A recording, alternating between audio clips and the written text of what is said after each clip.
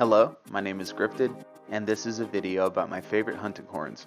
Because this is a list about my personal favorites, I can leave behind most objectivity at the door and deliver a completely subjective, biased list. I will try to briefly touch on the stats and songs of each weapon, but those hard, objective stats are not my focus.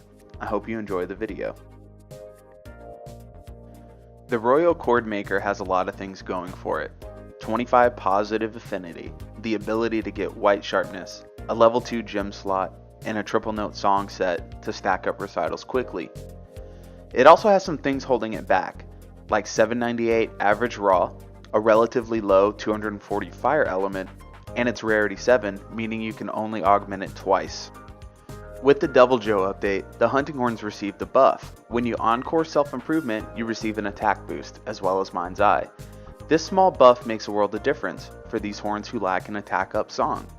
This horn has never and will never be a top 5 hunting horn when it comes to performance, but it certainly is a top 5 horn when it comes to style. The pinkish red bell feels so good when slapped against a monster's face, and that recital sound is just magnificent.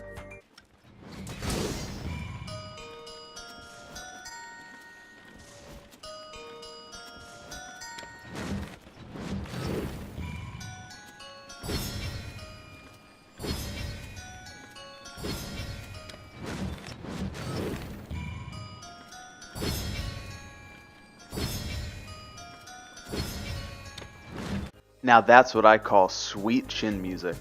My preferred set with the Royal is Attack 5, Handicraft 5, Weakness 3, Crit Boost 3, Crit Eye 3, and Crit Element from the 2-piece Rathalos set bonus.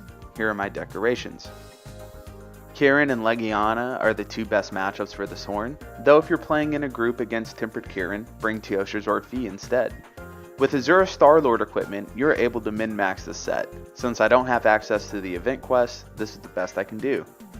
Unfortunately, there aren't very many monsters weak to fire in this game, and almost always you can justify bringing another horn over the Royal CHORDMAKER. And you will certainly be more effective, but you will never be more stylish.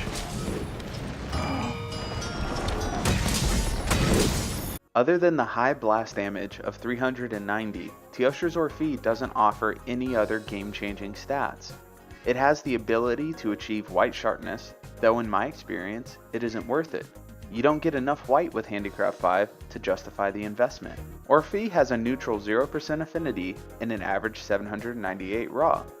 Where this horn lacks any great distinguishable offensive characteristics, it makes up for with its song set.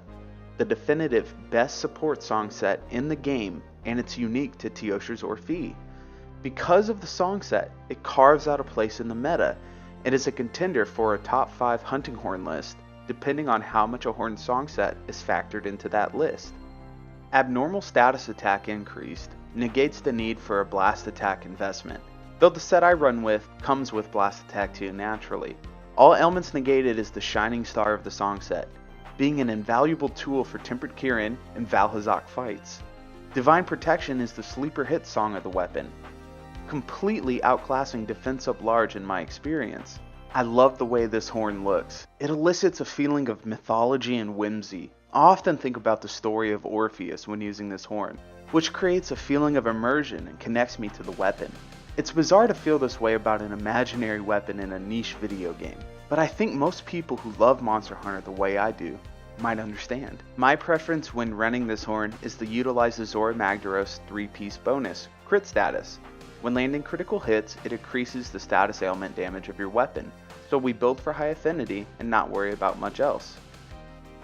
My set has Crit Eye 4, Weakness 3, Maximum Might 3, Blast Attack 2, Handicraft 2, and Horn Maestro. Here are my decorations. The best matchups for this horn are obviously Valhazak and Tempered Kirin.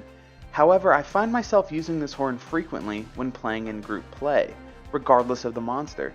This is one of my most used hunting horns, and is absolutely fantastic. Before we move on to the final horn on the list, let's listen to some of that sweet chin music.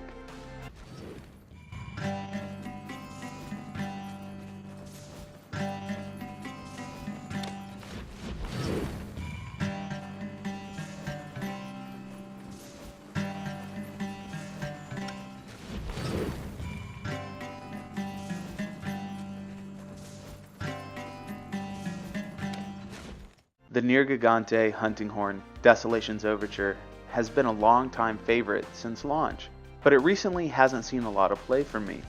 Unfortunately, with the release of the Lunastra horns, Desolation's Overture has become completely outclassed and replaced with Empress Roar Ruin. However, that hunting horn looks absolutely atrocious, so I never use it.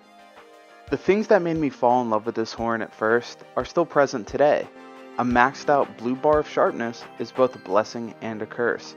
Not being able to achieve white sharpness opens the door for variety in how you build the horn, but missing out on that damage multiplier from white sharpness really hurts.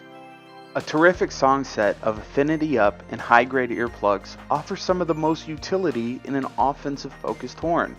The primal and brutal design matched with the war drum sounds when playing melodies makes this horn a satisfying weapon to use.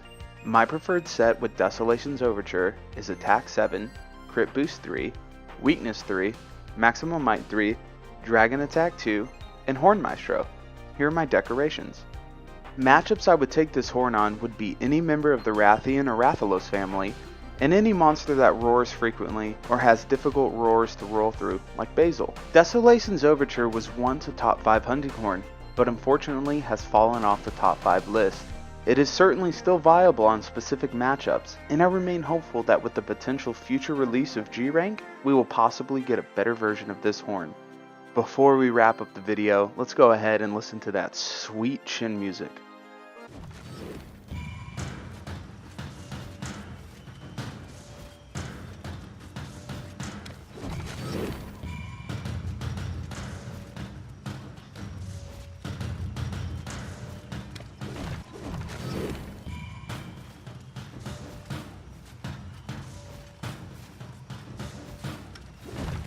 Whew, that's some Mad Max Fury Road kind of stuff, am I right, boys? That's it, there you have it, my current favorite hunting horns in no particular order. I'm excited to look back on this video further down the road of Monster Hunter World's life, and see how my tastes have changed, or haven't. As always, keep playing that sweet chin music, boys.